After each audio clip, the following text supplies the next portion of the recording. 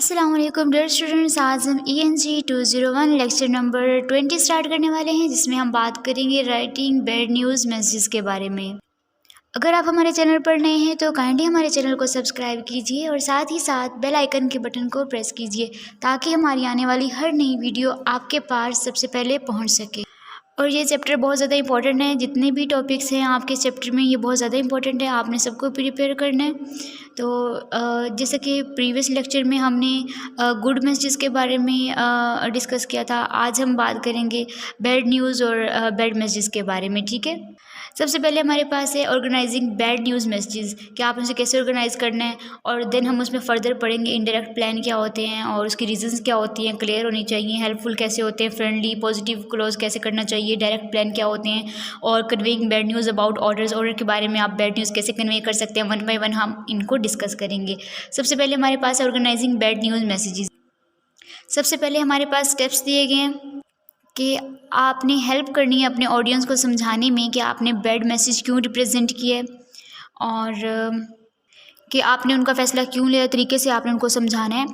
और कुछ सर्कमस्टांसिस के थ्रू में आपने उनको समझाना है कि ये जो आपका फ़ैसला है ये रीज़नेबल है, क्लियर है। ठीक है, उसके बाद आपने dispose towards your business and possibly towards you, कि यानी आपने अपनी ऑडियंस के साथ कैसे रहना है, डिस्पोज रहना है कि उनको, कि वो कोई भी ऐसी बात ना हो कि वो बुरा फील कर लें, यानी कि वो इजी फील करें, कुछ भी उन्हें बुरा ना लगे। उसके बाद कुछ यहाँ पे बैड न्यूज़ मैसेज की कम्युनिकेशन करने के लिए कुछ यहाँ पे बेसिक हमारी स्ट्रेटजीज़ दी हैं कि आपने किस तरह से कम्युनिकेशन करनी है, और ये बहुत ज़्यादा इंपॉर्टेंट है, आप इन्हें बहुत अच्छे से पढ़िएगा।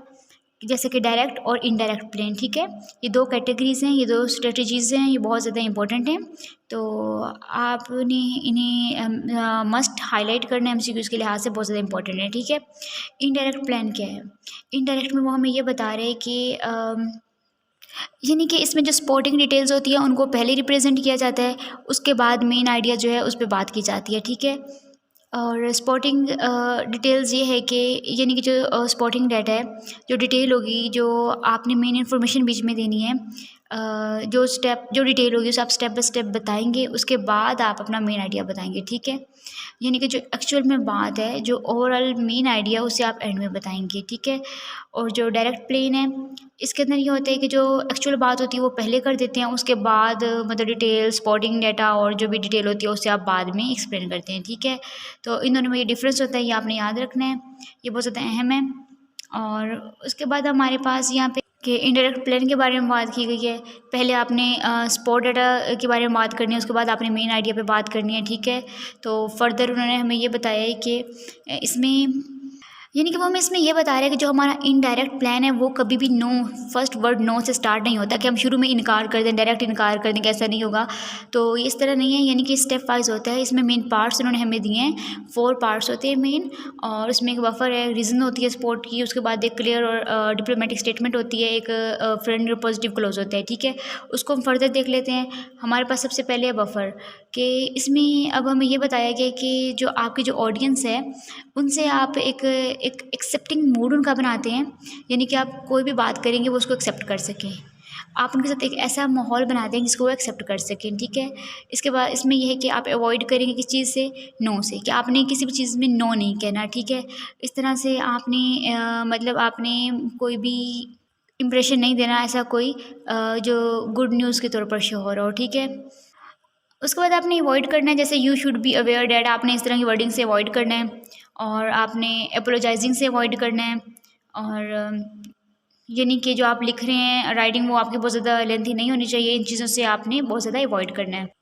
तो आपने स्टेप बाय स्टेप इनको फॉलो करना है, पहले बफर, फिर रीज़न, और इसी तरह आपने एंड पे जाके अपना मेन आइडिया बताना है स्टेप वाइज। ठीक है, स्टेप वाइज आपने इसमें चलना है। ये सब थे इनडायरेक्ट प्लान के स्टेप्स। इसमें आपके पास रीज़न आता है, रीज़न में आपने रीज़न बतानी है कि आपने ये एक्शन क्यों लिया है, और इसमें आपने इंफॉर्मेशन जो भी दिया उसको आपने एक्सप्लेन करना चाहिए, तरह आपने डिसीजन क्यों लिया है, और आपने इस तरह बताना है कि वो जो लॉजिकली एक्सेप्टेबल हो। ठीक है, और आपने कोई नेगेटिव उसमें बात नहीं करनी है, आपने ऐसा नहीं कहना कि आप अपनी रिक्वायरमेंट के मुताबिक नहीं हैं। इससे ये हो सकता है कि आपको जो नेक्स्ट पर्सन है वो डिसहार्ट हो सकता है, डिसपॉइंट हो सकता है आपसे, हो सकता है नेक्स्ट टाइम वो आपके पास अप्रोच ना करे आपको। तो आपने कोई ऐसी वैसी वर्डिंग इस्तेमाल नहीं करनी, ठीक है, ये रीज़न आपने बतानी है। तो जब आप रीज़न बता रहे होंगे तो उसमें आपने ये चीज़ें इस्तेमाल नहीं करनी, चीज़ों का यूज़ नहीं करना। उसके बाद है बैड न्यूज़। बैड न्यूज़ में आपने क्या करना होता है, बैड न्यूज़ में वो हमें कह रहे हैं कि सबसे पहले आपने मिनिमाइज़ करना है स्पेस और टाइम को, कि आपने टाइम बचाना है अपना।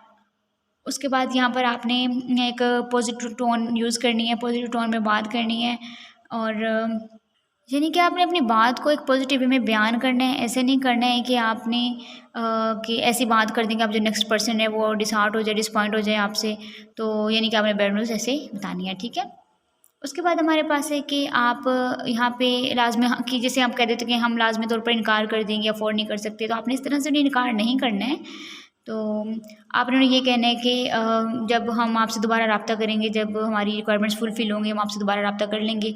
इस तरह से आपने उनसे बात करनी है, ठीक है। यानी कि उसको सामने वाले को आपसे अच्छी एक्सपेक्टेशंस रहें, वो डिसहार्ट ना हो, वो डिग्रेड फ़ील ना करे। उसके बाद हमारे पास है यहाँ पर पॉजिटिव क्लॉज़, कि पॉजिटिव क्लॉज़ क्या होता है, ठीक है। यानी कि जब आपने इसकी एंडिंग करनी है उसको आपने पॉजिटिव वे में करनी है। और जब आप कि यानी कि जो आपने बैड न्यूज़ बताई है, जो आपने एक्शन अपना डिसीजन अनाउंस कर दिया, ये बैड न्यूज़ है, ये मैसेज जो आपका, उसको आपने बार बार रिपीट नहीं करना है, ठीक है। उसको आपने बस एक ही बार करनी है, बात और ख़त्म, ठीक है। और आपने बार बार उसको अपोलोजाइज़ नहीं करना कि हम आपसे माज़रत करते हैं, हम आपको रख नहीं सके, हमारी ये रीज़न है, ये रीज़न है। आपने उस पर बार बार सॉरी नहीं करना, ठीक है। और इसी तरह से आपने वहाँ पे एंड करते हुए एक पॉजिटिव क्लोज को क्रिएट करना है, ठीक है। इसके बाद हमें उसने आपको और भी बहुत सारी इसमें गाइडलाइंस दी हुई हैं, आप उन्हें रीड कर लीजिएगा। नेक्स्ट हमारे पास है डायरेक्ट प्लान, कि डायरेक्ट प्लान क्या होता है, ठीक है। ऊपर हमने इनडायरेक्ट की बात की थी और अब हम बात करें डायरेक्ट की। इसमें ये होता है जो आपका मेन आइडिया होता है उसको आप पहले एक्सप्लेन कर देते हैं, मेन पॉइंट्स पहले आप एक्सप्लेन कर देते हैं। उसके बाद आप जो सपोर्टिंग डाटा होता है आपका, सपोर्टिंग डिटेल्स होती हैं, उसको आप बाद में देते हैं, ठीक है। तो इसमें ये होता है कि आप जब अपनी स्टेटमेंट स्टार्ट करते हैं, जो बैड न्यूज़ आपने बतानी है आप डायरेक्ट उसी से स्टार्ट लेते हैं, ठीक है। और इनडायरेक्ट में आप का थोड़ा चेंज होता है, ठीक है। उसमें आप बहुत ही एक गाइडलाइंस को, रूल्स को फॉलो करते हुए एक पूरे तरीके से आप बात करते हैं, ठीक है। और डायरेक्ट में आप डायरेक्ट ही अपनी बैड न्यूज़ को, जो आपका मेन पॉइंट आप वहीं से ही स्टार्ट करते हैं, ठीक है। उसमें आप इस बात का ध्यान नहीं रखते हैं कि सामने वाला डिसहार्ट हो रहा है, कुछ हो रहा है। इसमें आप बस डायरेक्ट ही बात कर देते हैं, क्लियर कट अपनी बात को स्ट्रेट फॉरवर्ड वे में आप उसे स्टार्ट लेते हैं अपनी बैड न्यूज़ से और आप उसको बता देते हैं, ठीक है। उसके बाद आगे इसकी रीजंस वगैरह हैं कि उसको आपने कैसे करना है और एंड वगैरह दिया हुआ है। इसमें आगे में ये बताया जाता था, इससे आपका एक शॉर्ट से मैसेज बनता है, it makes a shorter message possible, कि आपको जो नेक्स्ट पर्सन है उसे ईजिली चंद लफ्ज़ों में, आसान लफ्ज़ों में उसको उसकी बात समझ आ जाती है, ठीक है। एक और एडवांटेज हमें बताया गया वो ये दिया गया कि the audience needs less time to reach the main idea of the message, कि आपकी ऑडियंस बहुत कम टाइम लेती है आपके मेन आइडिया तक पहुंचने के लिए, ठीक है। इनडायरेक्ट में तो आप स्टेप वाइज बात करते हैं, डायरेक्ट में आप इजीली अपनी एक ही बात है जो आप बात करने जा रहे हैं डायरेक्टली उसको अपने ऑडियंस के सामने रख देते हैं और आपके ऑडियंस को बहुत जल्दी उनकी बात उन तक पहुँच जाती है, उन्हें समझ आ जाती है, ठीक है। और इनडायरेक्ट भी बेटर है, डायरेक्ट भी मतलब बेटर है, दोनों अपनी सिचुएशन के मुताबिक बेस्ट हैं, ठीक है। उसके बाद है conveying bad news about orders, ठीक है, कि आपने बैड न्यूज़ को अबाउट ऑर्डर्स कन्वे कैसे करना है उसको, ठीक है। अगर आप बैड न्यूज़ दे रहे हैं तो उसे कन्वे कैसे करेंगे, उसके पास भी उसके लिए हमारे पास यहाँ पे कुछ ऑर्डर्स दिए गए हैं, जैसे कि to work towards an eventual sale along the lines of the original order, यानी कि आप जस्ट पार्ट सेंड कर सकते हैं ऑर्डर का, उसमें आप कुछ और मज़ीद एडिशनल चीज़ें मतलब सेंड नहीं कर सकते हैं। और आपने इसमें इनकी मतलब इन्फॉर्मेशंस वगैरह जो आपने देनी है वो, और आपके पॉइंट्स क्लियर में हमें यही बताया गया। ये तो हमारा आज का लेक्चर, अगर किसी को कोई बात समझ नहीं आती है तो आप कमेंट्स में पूछ सकते हैं। अल्लाह हाफिज़, थैंक यू।